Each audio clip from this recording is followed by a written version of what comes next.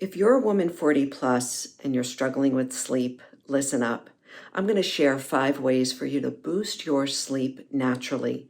My name is Kara Bradley. I'm a menopause performance coach and body mind teacher. I want to empower women how to thrive through menopause, through mindset strategies and lifestyle changes. Today, we're going to talk about sleep and 5 simple things that you can do right away to help boost your sleep during your perimenopause, menopause, and postmenopause journey. Now, menopause is going to disrupt our sleep. In fact, it is the number 3 symptom that most women complain about when it comes to changes in estrogen and progesterone, and this massive reorganization in our body and our brain called menopause. Oftentimes, women will experience night sweats, disrupted sleep, perhaps trouble falling asleep, and then trouble staying asleep. I want to address 5 things that you can do right away that can help to move the needle on how well you're sleeping. As always, check with your healthcare provider. Make sure that there's not something more serious going on, and also ask questions about whether or not you're a candidate for hormone replacement therapy. Regardless of all of that, there are things you can do right away that will help you to sleep better. According to research by Morphus, 65% of women going through menopause experience sleep disruptions. Let's break down how to improve that. Number 1, eat smaller meals, eat earlier, and avoid alcohol. I know you probably don't want to hear this, and I didn't want to hear it for a long, long time.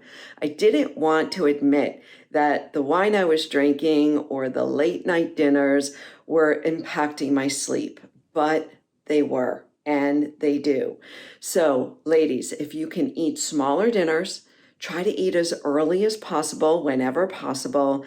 And if you're going to drink any wine or alcohol, do it as early as possible. Our bodies are working really, really hard to digest food and alcohol. The later we eat or drink, and the amount that we eat or drink is really going to impact our ability not only to fall asleep, but to stay asleep and to get a deep, deep night's sleep. So eat earlier, eat less, and avoid alcohol whenever possible. Number 2, dim the lights and wear blue blocker glasses. Overhead lights, fluorescent lights, lights from your screens are going to help stimulate the production of serotonin in your body.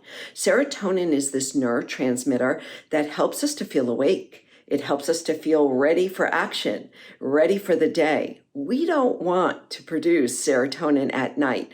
We actually want to stimulate the production of melatonin at night, our body's natural chemical that helps us to start to calm down and get ready for sleep. So dim your lights 2 hours before sleep, and also invest in some cheap blue blocker glasses. Wear those when you watch TV or when you're on your computer or phone, and this can help to block some of those blue lights that are producing the serotonin. Number 3, have a solid wind down routine. Giving yourself an hour or maybe even 2 before you go to sleep to prepare your body can be invaluable in really getting a good amount of deep sleep and REM sleep at night. Some of my sleep routines are simply to take a bath at night, get down on the floor and do some light stretching, start to wind down by doing a good face wash or a hair care routine. It's those simple things that can help us and help our bodies to start to calm and relax before we go to sleep. If you want a list of my full sleep routines, grab my best practices down in the description, and I'll share a full list of not only things you can do at night, but also ways to prepare for sleep as early as soon as you get up in the morning. Number 4, make your room as cold and as dark as possible. So definitely getting some nightshades or some light blocker, dark out curtains are going to help to block all of the lights in your room.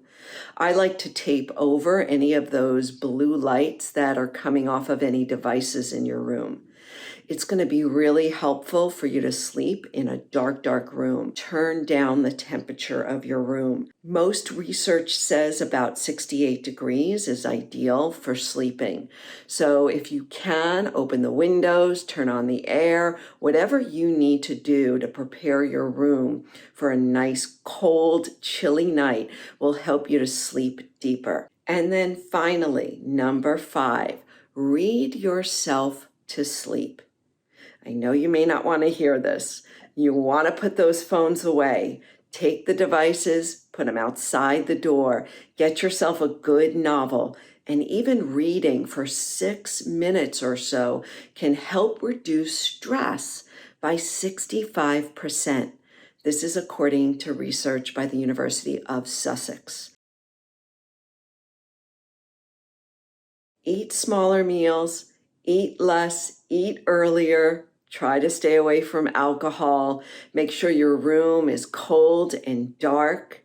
Read yourself to sleep. Also, have a good nighttime routine. And finally, dim those lights and get some blue blockers. Listen, these are all things you can do very, very simply. You can start tonight. Give yourself the best chance of getting a great night's sleep.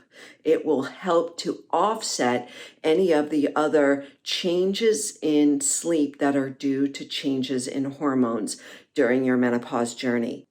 I hope that this was helpful. Don't forget to subscribe.